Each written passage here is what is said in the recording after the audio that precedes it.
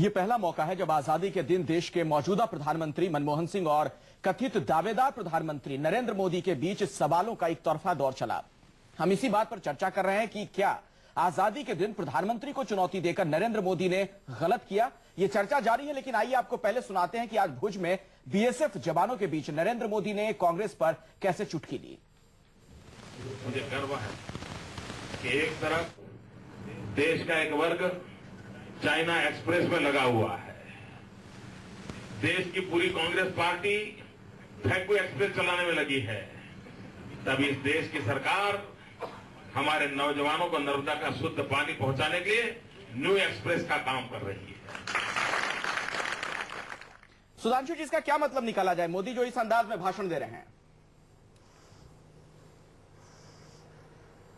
वो वहां जाके जो उनके खिलाफ अभी दिग्विजय सिंह जी ने हल्कापना दिखाया था, उसका जवाब दे रहे, उसमें क्या गलत कह रहे हैं भाई? वो मुद्दों पे बात ना करके वो हल्केपने पे उतरी हुई है कांग्रेस, हर चीज में उसका जवाब दिया जा रहा है। ठीक है, इसमें गलत क्या है? ठीक है प्रदीप जी, और मैं आप सबसे एक चीज कहना चाहता हूँ। हाँ बोलिए। इतना ही गलत था अगर नरेंद्र मोदी जी ने जो करा था, तो आप लोगों ने सामने दिखाया क्यों भाई उनको? मैं आज देख रहा था कि सारे चैनल, हिंदुस्तान के जितने चैनल थे, सब डायरेक्ट रिले कर रहे थे। भाई प्रधानमंत्री, वो एक मुख्यमंत्री थे, अगर उनको नहीं करना चाहिए था या वो सार्थक चीज नहीं थी तो क्यों दिखा रहे थे आप जी? आप भी इसलिए दिखा रहे थे कि देश में एक जो मौजूदा सरकार है उसके खिलाफ इतना ही अविश्वास का माहौल बना हुआ है और इतनी नाराजगी है कि लोग उस सरकार के खिलाफ क्या चीज है और क्या उनको इसमें उम्मीद की किरण नजर आ सकती है, उसको देखना चाहते हैं। ठीक है सुधांशु जी, इसलिए सारा हो रहा है। ठीक है, मैं आता हूं आपके पास। प्रदीप जी, आपसे समझना चाहूंगा, दरअसल सुधांशु मित्तल साहब जो बातें कह रहे हैं, क्या उसका एक मतलब ये निकाला जाए कि वाकई आज निराशा का माहौल है देश में, और शायद ये एक बड़ी वजह है कि किसी राज्य का मुख्यमंत्री इस हद तक जाकर चुनौती दे डाल रहा है प्रधानमंत्री को आजादी के दिन भी? देखिए, ये तो सुधांशु जी और नरेंद्र मोदी के बताए बिना भी हम आप कह सकते हैं, देश में जिस तरह का माहौल है, जो परिस्थिति है, आर्थिक परिस्थिति है, सामाजिक परिस्थिति है, उसको देख निराशा का निश्चित रूप से माहौल है। जब देश का प्रधानमंत्री बेबस नजर आ रहा हो, वो कुछ कर न पा रहा हो। आप देखिए, अभी कुछ दिन पहले, 20-25 दिन पहले, प्रधानमंत्री ने प्रमुख उद्योगपतियों को बुलाया कि आप आइए और अपनी समस्याएं बताइए। उससे निकलकर राहुल बजाज से पूछा गया उस बैठक से जब निकले कि आपने क्या सुझाव दिए प्रधानमंत्री को, तो उन्होंने, मतलब वो बड़े शालीन व्यक्ति हैं तो उनका कहने का अपना अंदाज था, उन्होंने कहा हमारे पास ऐसा कोई सुझाव नहीं था प्रधानमंत्री को देने के लिए जो उन्हें पता ना हो। उद्योग जगत की क्या समस्याएं हैं, ऐसी कोई समस्या नहीं है जो प्रधानमंत्री को पता ना हो। उनका मतलब था कि ये बेकार की एक्सरसाइज थी। आप याद कीजिए कि 1 साल पहले भी उद्योग परिसंघ के कार्यक्रम में जाकर प्रधानमंत्री ने बोला कि परियोजनाओं को मंजूरी देने की रफ्तार तेज की जाएगी। अब भी वो वही कह रहे हैं लाल किले से कि तेज की जा रही। लाखों करोड़ की परियोजनाएं सरकारी मंजूरी के इंतजार में रुकी हुई हैं। 80,000 मेगावाट का पावर प्रोजेक्ट तैयार खड़ा है और उसको गैस या कोयला नहीं मिल रहा है, उस देश में जहां पावर की इतनी बड़ी क्राइसिस है। बिल्कुल। तो ऐसे में निश्चित रूप से निराशा का माहौल बनेगा। आप देखिए, आपके देश के उद्योगपति पैसा बाहर ले जा, वित्त मंत्री दुनिया भर में घूमकर रोड शो कर रहे हैं कि आइए हमारे यहाँ इन्वेस्ट कीजिए, और अपने उद्योगपतियों को वो बाहर जाने से नहीं रोक पा रहे हैं। तो लोग पूछ रहे हैं कि भाई, जब आपके यहाँ जो इंडस्ट्रियलिस्ट हैं वो अपने देश में इन्वेस्ट नहीं करना चाहते तो हमसे कैसे उम्मीद करते हैं? रतन टाटा से एक सवाल पूछा गया कि भाई आप बाहर क्यों इन्वेस्ट कर रहे हैं, देश में इन्वेस्टमेंट की इतनी अपॉर्चुनिटीज है, उनका कितने साल इंतजार करें? 8 साल से स्टील पावर की मंजूरी का इंतजार कर रहे हैं, न मंजूरी मिल रही है, न नामंजूर हो रहा है। तो कितने साल तक हम इंतजार करेंगे? ये स्थिति जो है ये बनाई हुई इसी सरकार की है। उर्मिलेश जी, आपसे भी मैं समझना चाहूंगा, क्या ये एक बड़ी वजह है जो इस तरह की हकीकत आज सामने आ रही है? दुनिया का सबसे बड़ा लोकतंत्र भारत, और वहां पर 10 सालों तक इस कुर्सी पर, प्रधानमंत्री की कुर्सी पर रहते हैं मनमोहन सिंह, भाषण देते हैं लाल किले के प्राचीर से। क्या वो उम्मीदें नहीं जगा पाए, जनता की आकांक्षाएं पूरी नहीं कर पाए कि आज मोदी इस तरह से उन्हें चुनौती दे डालते हैं? वो एक सिंबल है मोदी दरअसल। नहीं, मोदी की चुनौती के बरक्स अगर पूछेंगे तो मैं दूसरा जवाब दूंगा, लेकिन अगर प्रधानमंत्री और उनकी सरकार की विफलताओं पर आप पूछना चाहते हैं तो वो सवाल जोड़कर अगर आप बता पाए। लेकिन अगर मैं समझता हूं कि मोदी के पास मौजूदा प्रधानमंत्री और उनकी सरकार का जो इकोनॉमिक मॉडल है, जो पॉलिटिकल मॉडल है, जो गवर्नेंस का मॉडल है, इसका कोई अल्टरनेटिव नहीं है। मोदी साहब जो कहते हैं कि मेरे पास नया मॉडल है, गुजरात मॉडल है, ये दरअसल कांग्रेस और बीजेपी दोनों के मॉडल, मौजूदा सरकार का और बीजेपी का जो मॉडल है, मोदी का जो मॉडल है, एक ही है। उसमें अंतर बस यह है कि कैरेक्टर्स अलग अलग हैं और काम करने के तौर तरीके में फर्क है। आर्थिक नीति हैदराबाद में जब नरेंद्र मोदी अपनी रैली में जाते हैं, टिकट वाली रैली में, तो सबसे पहले वहां पर south India, north India, waste India, east India से आए हुए उद्योगपतियों की बड़ी बैठक करते हैं और उनके साथ मशवरा करते हैं। गुजरात में जो डेवलपमेंट का मॉडल है, जिसके बारे में पूरे देश में कहा जा रहा है कि वही भारत का मॉडल होना चाहिए, मैं समझता हूं कि गुजरात के इकोनॉमिक मॉडल को अगर लागू कर दिया जाए तो ये देश खत्म हो जाएगा। इस देश में डिसइंटीग्रेशन की शुरुआत हो जाएगी। क्यों?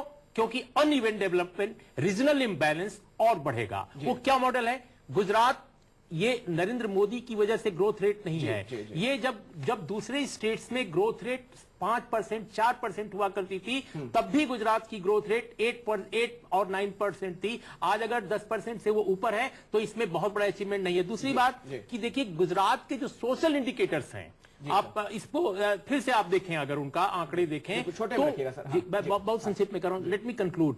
नहीं तो वो जो सोशल इंडिकेटर्स हैं, हेल्थ में देख लीजिए, एजुकेशन में देख लीजिए, ये अपने ही रूल्ड स्टेट से बहुत पीछे हैं। जैसे हिमाचल उनके द्वारा रूल्ड स्टेट था हाल तक, इस चुनाव से पहले तक। हिमाचल ने एजुकेशन में जो चमत्कार किया है बीते 5-7 सालों से, 10 सालों से, वो कमाल का है। तो मैं ये कह रहा था कि डांग्स जाकर देख लीजिए, एक डांग्स जिला है गुजरात में, वहां क्या हालात हैं। मैं आता हूं सर, आपके पास दोबारा फिर आऊंगा। मैं एक वाक्य कहकर अपनी बात खत्म कर रहा हूं। तो देखिए, मेरे को लगता है कि भारत में सोशल डेमोक्रेसी, समावेशी विकास और सेकुलर डेमोक्रेसी, ये दोनों के बगैर कोई आर्थिक प्रगति, कोई विकास का चूंकि आपने जिक्र आज किया नरेंद्र मोदी के साथ एक बड़ा मौका था। अगर उन्होंने प्रौढ़ता दिखाई होती तो डॉक्टर मनमोहन सिंह ने प्रधानमंत्री बनने के बाद पहली बार जब वो पंजाब गए थे तो उन्होंने सिख समुदाय पर जो हुआ था अत्याचार उस दौर में, उसके लिए राष्ट्र से माफी मांगी थी। आज वो राष्ट्र से माफी मांगते गुजरात के दंगों के लिए। तो मैं समझता हूं उनकी एक बड़ी तस्वीर उभरती है। सुधांशु जी जवाब दीजिए, फिर मैं राजीव रंजन जी का रुख करूंगा। हाँ, इस विकृत मानसिकता का कोई जवाब क्या देगा? राजीव गांधी के जमाने में वो हत्याकांड हुए थे सिखों के साथ, ना राजीव गांधी ने मांगी माफी, ना पीवी नरसिम्हा राव ने माफी मांगी, और ये बात कर रहे हैं किसी और चीज की। इसीलिए आप लोग माफी नहीं मांग रहे हैं। मैं डॉक्टर मनमोहन सिंह की बात कर रहा हूं। जा रहा है। एक मिनट, अब भाई, अब मैं पहले बोलूं ना, अब आपने बोलिए, मैंने आपको बीच में नहीं बोला। हाँ, बोलिए। इतनी शालीनता एक दूसरे की तरफ दिखाते हैं हम लोग। शालीनता आपकी भाषा से झलक रही है, जो विकृत कह रहे हैं। आपको हिंदी कितनी आती है? विकृत मानसिकता कह रहे हैं, ये शालीनता है, ये शालीनता है। आपकी मानसिकता अगर धर्मनिरपेक्षता की, ये कौन सी शालीनता आप दिखा रहे हैं? भाषा की, ये भाषा की शालीनता नहीं है सुधांशु मित्तल। मैं जो कर रहा हूं तो उसमें बीच में ना बोलिए। ये भाषा की शालीनता नहीं है। सुधांशु जी को सुन लेते हैं। यहाँ पे ठगड़ी लोग अपनी बात रखिए। यहाँ पे भाषण झाड़े जा रहे हैं। नहीं, बोलिए। आपने सेक्युलर किस बात की, सेक्युलर डेमोक्रेसी की बात कर रहे हैं? क्या सेक्युलरिज्म है? सेक्युलरिज्म ये होता है कि एमआईएम के साथ आक्रोशित ना हो, अपनी बात आराम से रखिए, हम एक बहस कर रहे हैं। सेक्युलरिज्म है, ये सेक्युलरिज्म होता है कि आप केरल के अंदर जो है जाके वहां पे केरल कांग्रेस के साथ हाथ में रखे क्रिश्चियन विषयांतर ना हो। सेक्युलरिज्म होता है। सुधांशु जी वापस लौटते हैं, विषयांतर हो रहे हैं दरअसल। हम यहाँ क्रिश्चियन स्टेट बनाएंगे, ये सेक्युलरिज्म होता है। अरे छोड़िए, सेक्युलरिज्म अगर आपका ये हमें नहीं चाहिए, ये सेक्युलरिज्म। Appeasement to none. आप नरेंद्र मोदी के भाषण की तरफ लौटते हैं। हम खामा खाकली जो असली चीज है, ठीक है, आप बोलिए। जो है, आप जो कहना चाह रहे थे रखिए अपनी बात। देखिए, ये फर्क है। हम बात कर रहे हैं विकास की, हम बात कर रहे हैं विकास की, ये बात कर रहे हैं धर्म की राजनीति की। इस देश को धर्म की राजनीति से निकालिए, इस देश को विकास चाहिए। आज देश में भुखमरी है, आज देश में, जैसा मैं प्रदीप सिंह जी को बधाई देना चाहता हूं, उन्होंने देश का जो आज के मौजूदा हालात है उसका जो विवरण रखा है, बहुत सटीक विवरण रखा है। सब जानते हैं आज की स्थिति क्या है। निराशा का माहौल है। निराशा का माहौल क्यों बना है? पिछले इतने साल के अंदर कुशासन की पराकाष्ठा हो गई है, कोई चीज यहां होती नहीं है। पॉलिसी डेफिसिट है, पॉलिसी डेफिसिट है। भ्रष्टाचार जो वो अनअबेटेड है। प्राइस राइज देखिए, अरे उस गृहिणी का सोचिए जिसके पति उसको 5,000 रुपए देता है और हर महीने उसका बजट बिगड़ जाता है, और यहाँ उसके बाद भाषण दिए जाते हैं। राजीव आज इस माहौल के अंदर, मैं आपकी बात सब समझ गया, मैं आपकी बात समझ गया। जेडीयू से राजीव रंजन भी है, उनका हम रुख करेंगे। कुल मिलाकर सुधांशु मित्तल साहब का कहना है कि जो माहौल दरअसल है, जो मौजूद स्थिति है, ये एक बड़ी वजह है कि नरेंद्र मोदी को इस तरह से भाषण देना पड़ता है आज के दिन भी। नहीं, ऐसे जो बहाने हैं और इस तरह के तर्कों का, क्योंकि वो आज बहुत उत्तेजित हैं और मुझे ऐसा लगता है स्टूडियो बहस की शालीनता भी वो भूल गए हैं। सबसे पहली बात तो ये है कि आज के दिन का जिस तरह से राजनीतिकीकरण किया गया है, वो भारत के संसदीय इतिहास का काला दिन है ये। और मैं समझता हूं इसके लिए नरेंद्र मोदी माफी, जब हजारों अल्पसंख्यकों की मौत के लिए उन्होंने माफी नहीं मांगी, तो इसके लिए वो माफी तो नहीं मांगेंगे और हम उम्मीद भी नहीं करते हैं। लेकिन पूरा व्यक्तित्व जब आपका अधूरा हो जाए, नारे आपको आयात करने पड़े, yes we can, we will, Hitler के तर्ज पर आप 5 रुपए का टिकट लगाते हैं, कहीं ना कहीं देश में जो आर्थिक दुरावस्था है, जो बेरोजगारी है, ये तमाम सवाल थे। रीजनल इम्बैलेंसेस को लेकर के देश के अंदर गहरा गुस्सा था, लेकिन इन सवालों पर भारतीय जनता पार्टी ने नरेंद्र मोदी का चेहरा आगे करके कांग्रेस को जाने अनजाने में वरदान दिया है। इसलिए वरदान दिया है कि गुजरात मॉडल के जरिए अगर वो कहते हैं कि हम इंक्लूजन की बात करते हैं, हम समावेशी विकास की बात करते हैं, जस्टिस टू ऑल की बात करते हैं, तो उस राज्य के 9% आबादी के लिए उनके पास न विधानमंडल में कोई जगह थी, न उनके मंत्री परिषद में कोई जगह थी। और जिस तरह से हिटलर ने यहूदियों के खिलाफ विश्व भवन किया, उस तरह से अल्पसंख्यकों के खिलाफ वो देश की तमाम सभाओं में जाने अनजाने में वो तंज कसने का काम करते रहे हैं। मुझे लगता है भारत के संसदीय इतिहास का ये एक काला दौर है कि एक तरफ कांग्रेस के कारण देश की जनता कठिनाई में है, और दूसरी तरफ नरेंद्र मोदी जैसा व्यक्ति अपने आप को कहता है कि हम विकल्प हैं, जिसके पास कोई ऐसा विजन डॉक्यूमेंट नहीं है। डॉक्यूमेंट की बात लगातार हो रही है सुधांशु मित्तल साहब, क्यों नहीं है? नरेंद्र मोदी ये बातें कहते हैं तो ऐसा लगता है कि जैसे सिर्फ वो सपने बुन रहे हैं, ऐसा क्यों लगता है? ऐसा है, राजीव रंजन जी के साथ के कथन में आप और क्या उम्मीद करना चाहते हैं कि वो उनको लेके उनके गुणगान करेंगे क्या? अभी तक हर चीज के बारे में मैंने कहा ना, ये प्रोमिसेस वर्सेस परफॉर्मेंस है। आज देश में चले जाइए, देश में भाजपा शासित राज्यों की भूरी भूरी क्यों प्रशंसा हो रही है? क्योंकि एक तरफ कुशासन है, दूसरी तरफ सुशासन है। वहां पे भ्रष्टाचार को ले लीजिए, वहां पे विकास को ले लीजिए, वहां जनता की संवेदना को ले लीजिए। हर जो मुद्दा है, जो जनता जो है सरकारों से उम्मीद करती है, वहां पे भाजपा के शासित प्रदेशों में सुशासन दिख रहा है और बाकी में कुशासन है।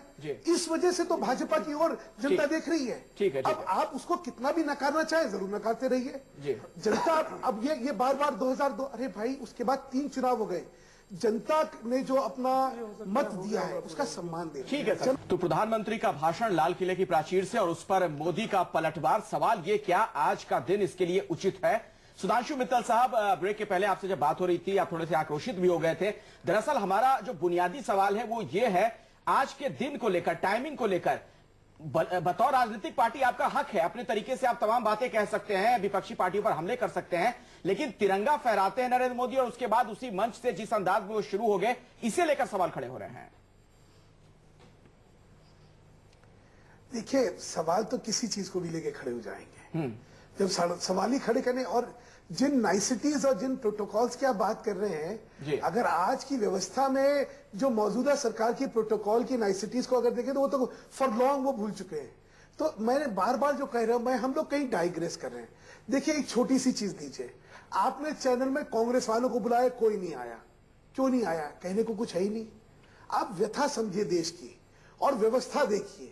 यहां पे सरकार वो है जो क्या कर रही है, क्या करना चाहती है, और लोगों उनसे क्या उम्मीद करें, कोई कहने को तैयार नहीं है। सोनिया गांधी है, वो नहीं बोलेंगे, वो लीडर हैं। राहुल गांधी युवराज है, वो नहीं बोलेंगे। प्रधानमंत्री मनमोहन सिंह है, वो नहीं बोलेंगे। जनता को क्या दिखे, क्या आश्वासन आएगा?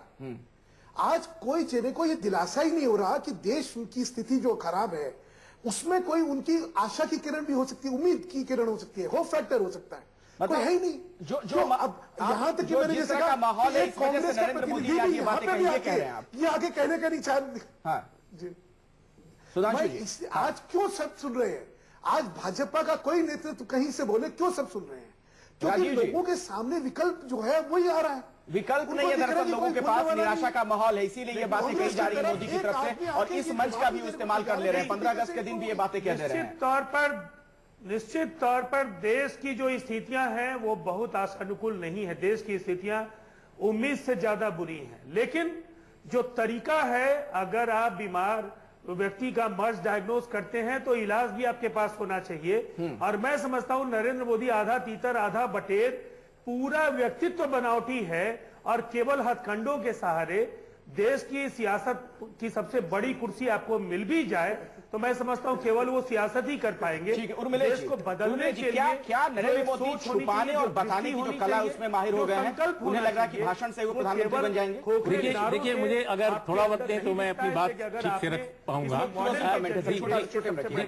जी, मुझे लगता है कि भारतीय जनता पार्टी हो या कोई भी विपक्षी पार्टी हो, उसका ये बुनियादी अधिकार है सरकार के खिलाफ, सरकार की विफलताओं के खिलाफ जनता में जाना, उसका पर्दाफाश करना। आज भारत में एक लीडरशिप क्राइसिस है, एक पॉलिटिकल क्राइसिस भी है कि देश की प्रॉब्लम्स को, समस्याओं को विजुअलाइज कर एक ऑल्टरनेटिव, एक मॉडल पेश करने वाले नेता, पेश करने वाली राजनीति दिख नहीं रही है। लेकिन मैं कुछ बातें बताना चाहूंगा। देखिए, गुजरात मॉडल की जब बात होती है तो गरीबी मिटाने का एक बड़ा इंडिकेटर होता है किसी भी समाज में कि भाई आप गरीबी कितना मिटाए। मेरे पास 7 साल के आंकड़े हैं। इस बीच में गुजरात में जो गरीबी उन्मूलन हुआ उसकी दर 8.60 रही है। गुजरात सरकार का आंकड़ा मैं पेश कर रहा हूं। ठीक है। उसी दौरान महाराष्ट्र का, ये योजना आयोग का आंकड़ा है, 13.70% रहा। तमिलनाडु में 12.30 रहा। कर्नाटक में 9.70 रहा जो स्वयं बीजेपी की सरकार थी। एपी में 8.50 रहा। अब मेरा माफी के साथ बीच में अंतिम और इस पर हम आपसे आंकड़े ले लेंगे। प्रदीप जी, आखिरी कमेंट आपसे चाहूंगा। सरकार की कमजोरी मोदी को मजबूत कर रही है? देखिए, एक बात आप समझ लीजिए, जो बहस हो रही है, एक अच्छी बात यह है कि देश में पहली बार 2014 का लोकसभा चुनाव, उसमें बहस का मुद्दा, विमर्श का मुद्दा, केंद्रीय विमर्श का मुद्दा जो है वो प्रगति के मॉडल है। गुजरात का मॉडल अच्छा है कि बिहार का अच्छा है, उड़ीसा का अच्छा है कि छत्तीसगढ़ का अच्छा है, केरल का अच्छा है कि मध्य प्रदेश का अच्छा है। इनमें से कोई अच्छा नहीं हो सकता है पूरे देश के लिए, और सब अच्छे हो सकते हैं, सब में कुछ खूबियां हो सकती हैं। तो एक अच्छी बात तो ये हो रही है कि विकास के अलग अलग मॉडल्स पे चर्चा हो रही है। कोई ये दावा नहीं कर सकता, कोई राज्य, कोई मुख्यमंत्री, कि उसका जो विकास का मॉडल है वही सर्वश्रेष्ठ है। लेकिन हमें इस बात पर खुश होना चाहिए कि आखिरकार विकास का मुद्दा जो है केंद्रीय विमर्श में है। ये जनता, लेकिन ये जनता कर रही है, नेता भी करें तो बड़ा अच्छा रहेगा। सुधांशु जी, आखिरी कमेंट, बिल्कुल 10 सेकंड में अपनी बात रखिएगा। विकास के नाम पर भाजपा जो है देश के सामने जा रही है, ये धर्म की राजनीति के नाम पे जा रहे हैं। देश समझ चुका है उसको विकास। अब जनता को ये तय करने दीजिए, जनता ये समझ जाएगी। जनता इतनी समझदार है कि कौन किस मुद्दे के साथ उनके बीच आ रहा है। सुधांशु मित्तल साहब, राजीव रंजन जी, उर्मिलेश जी, प्रदीप जी, आप तमाम मेहमानों का बहुत बहुत शुक्रिया इस चर्चा में शिरकत करने के लिए।